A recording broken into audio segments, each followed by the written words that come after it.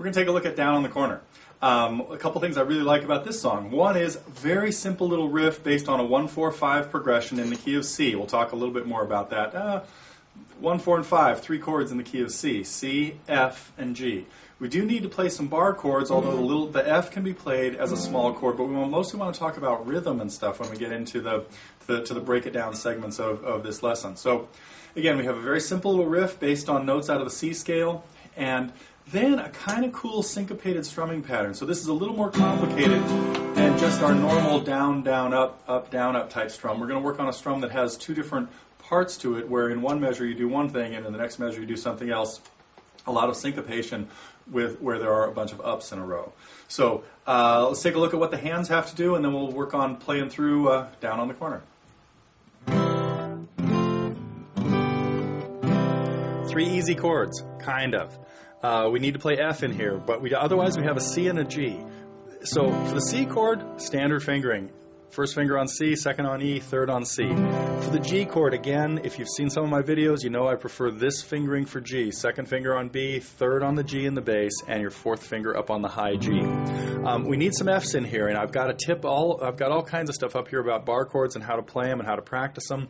But for this F, you can play it as a little F if you want, where you need a partial bar here with your knuckle bent, this knuckle at a 90-degree angle, so that you're getting good pressure on just 2 or 3 strings, and then your second and third fingers like this. So you can work on your little F here, or you can play the full F, where you've got the bar all the way across the first fret. I like to have people work on this with the full F, but the rest of the song is pretty playable by beginners, so if you're working on the little F, just go ahead and do it that way. So that's all we have, C, F, and G. And then for the melody, the little riff that happens at the beginning, most important thing about this is you keep your hand in first position. That means if you play a note at the first fret, it's your first finger. Second finger at the second fret. Third finger at the third fret. Fourth finger at the fourth fret. So that when you move from note to note, you try to keep all your fingers as close as possible to the frets. So it goes from C. This is a good time to learn some of the names too. So we're going to go from C to an open A, to a G at the third fret of the sixth string, and then back to C. Now, that shouldn't look like this. That was way too much moving. It should look like this. When I take the C off to get to A, it should look like about that. Then I just barely move it to get to the G. Now I only have to move right back to the C that I came from, back to A, to G, and now when it goes to B, I want to be really consistent and ready to use my second finger. I don't want to use my first or my third or anything. Don't want to be moving around like this. So I'm going to go from the G at the third fret to the B at the second.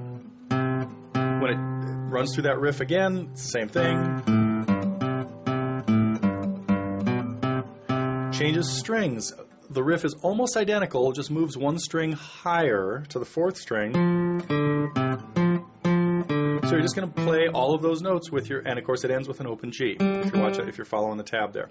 So there you go, left hand for Down on the Corner. You just got to play through that little riff, keep your fingers close to the frets, like always, not back here. It'll buzz. Get it up there, and it'll sound clear. So in Down on the Corner, when we're picking out these individual notes, really important, hold the pick with just your thumb and your index finger, and the pick, again, on the side of your finger, and keep your knuckle anchored on the face of the guitar right there, and then just pick out the strings one at a time. Now, this is a song where I don't push keeping downs and ups going correctly, because I usually have beginners work on this, and we're more interested in just getting a little bit of coordination between the left hand and the right hand. But if I wanted to get really specific about what your right hand does, that's what it would look like. Okay, but we're going to save that for a later date. Anyhow, so when you're hitting these individual notes, you just hit them all as downs for now. The strumming pattern, though, is actually kind of cool, because here now I'm playing a C chord. Here's what we're going to do. We've got, if you're looking at it in the tablature, I'm in the third line. I have 4/8 notes followed by a quarter as the first beat, the first measure of C. That would be down, up, down, up, down. 1 and 2 and 3. Now there's an eighth rest on what would be beat 4. That means I'm going to miss a down and catch the next C as an up. and then miss another. Now I'm in the next measure. There's another eighth rest. Miss another down. Catch another up. Another eighth rest. Miss another down. Catch another up, and then end with a down. So that whole thing, it's a 2-measure pattern where the first measure, or really the first half of the pattern, is just, that's it. That's what I would consider the first half. Now the second half is 3 ups followed by a down. Up, up, up, down. The whole thing.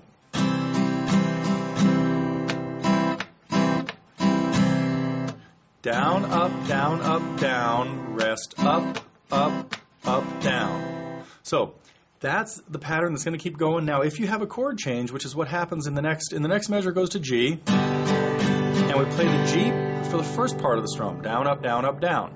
But then we change back to C on the first of those single ups, up, up, up, down. So here is the whole first line.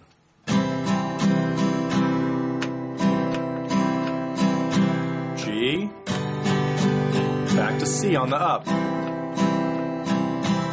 So that's what we're trying to do in this song. You just got to keep that exact same pattern going throughout the whole thing.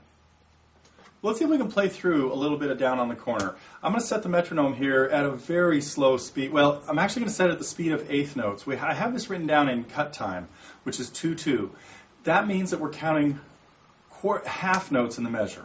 Okay, well, I've got my metronome set at 120. That's going to be counting the quarter notes in the measure. So you're going to hear 4 beats at about that speed. Okay, what we're going to do is run through the riff, which is, of course, some of the important things you got to remember about the riff. 1 finger per fret. We're only using 2 fingers for this. You're using your third finger on the notes at the 3rd fret, which are the G, the C, and the F. G would be at the 6th string, C would be on the 5th string, and F. We've got 2 notes at the 2nd fret. We have B and E, both played with your 2nd finger when that happens, and there's some other open notes and things like that in there.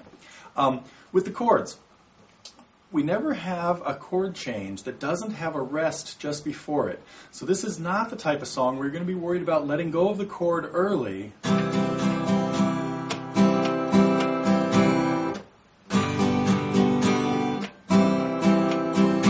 But what you are worried about is getting the second half of the strum with all of those ups in there. So this song is designed, I say that like he wrote the song as an exercise for my students.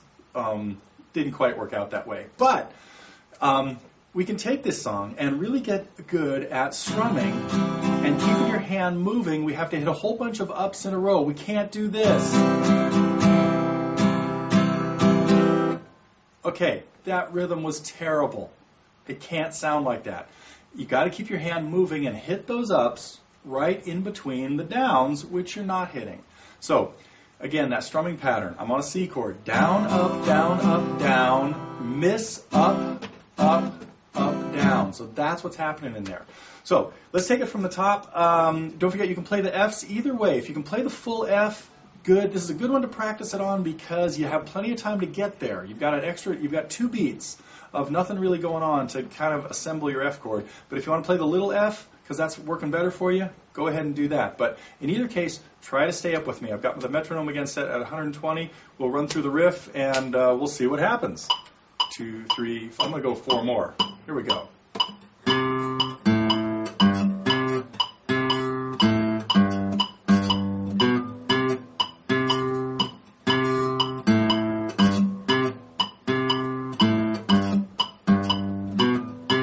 Switch to the F right.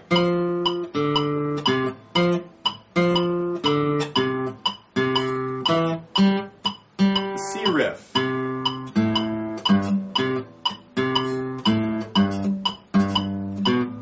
Strumming on our C chord.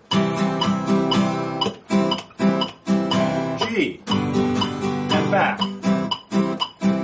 Again.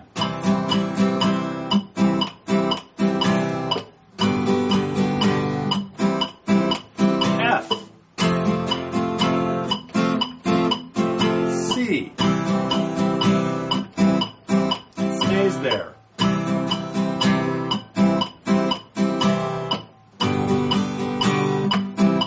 Chorus, F, C, G, C, F, C, G,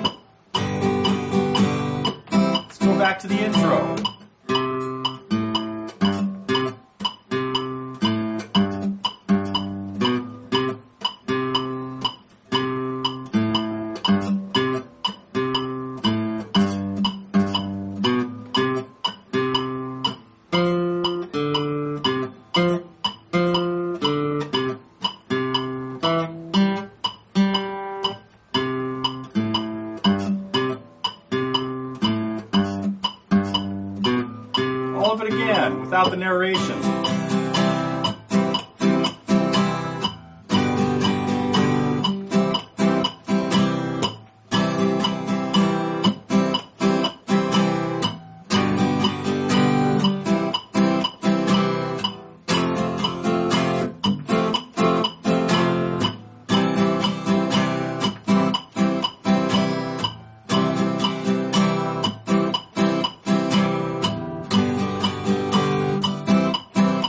Chorus.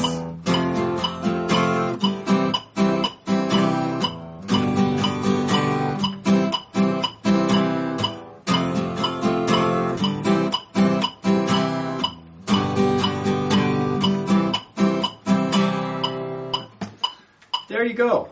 Hopefully you enjoy playing along with that. I love being your practice partner because this is how you get better, is by playing along with people or just playing along with the album. Of course, the record goes a lot faster than that. Nowadays, it's a CD or an MP3, whatever you have, it goes way faster than that. But so practice along with me at that, that's probably 2/3 of the real speed or something like that. But the more you can just learn to keep going and keep in time, your left hand will learn to keep up. Your right hand has to drive the train. There is no stopping on the tracks. This hand just keeps moving. Got to work on that. That's just got to become second nature to everything you play. So anyway, that's it for Down on the Corner.